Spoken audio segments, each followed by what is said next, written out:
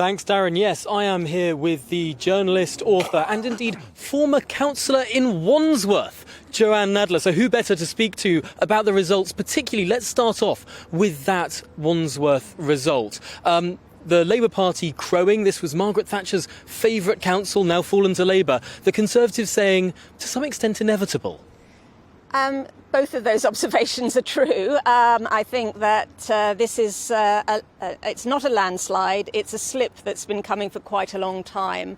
And if you look at the way the seats worked out at the last time these seats were up, a lot of the Conservative seats were very marginal. It didn't take a great deal to tip them over into Labour seats.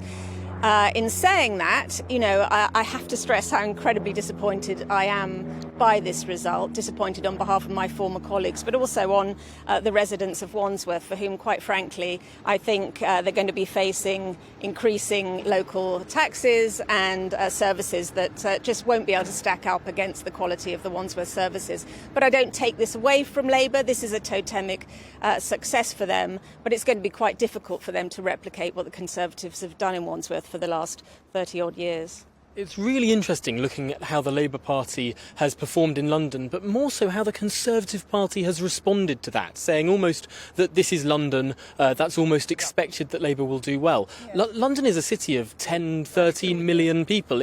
Does the Conservative Party have a real London problem now?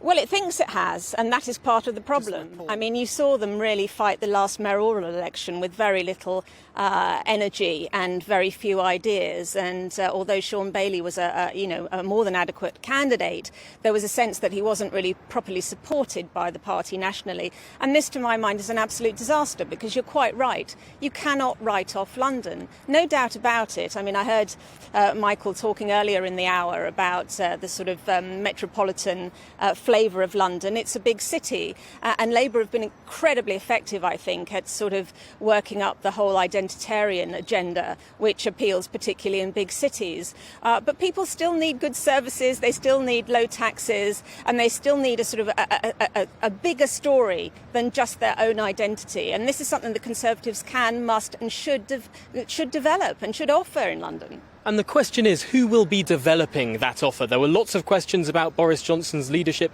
in the run-up to these elections, that saying that these elections might be a watershed moment. Was that over-egging it a bit? Is Boris Johnson safer than perhaps we'd thought before?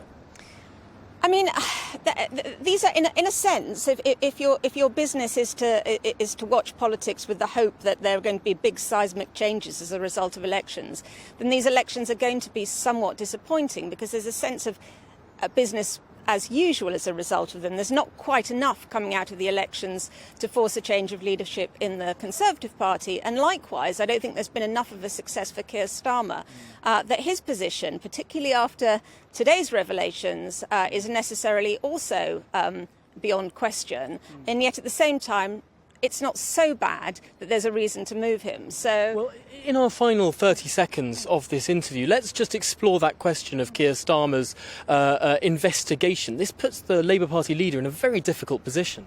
Yes, I mean, what I find stunning about this, I mean, quite frankly, I'm not desperately interested in what he drank and when he drank it, or indeed what pieces of cake the Prime Minister did or didn't have, is that Labour have absolutely decided to ride this horse as far as it will take them, without apparently looking at the potential pitfalls for themselves. And I really do have to question the professionalism of their operation. This seems to me an absolute sort of obvious minefield. I know, sorry, I'm mixing all my metaphors here, horses and minefields and all the rest of it. But yes, a big problem for them in terms of why did they not see this coming? Yeah. They have been completely unable to answer any of the questions that are being put to them, and they're going to find this very difficult now, and they're being hoisted by their own petard.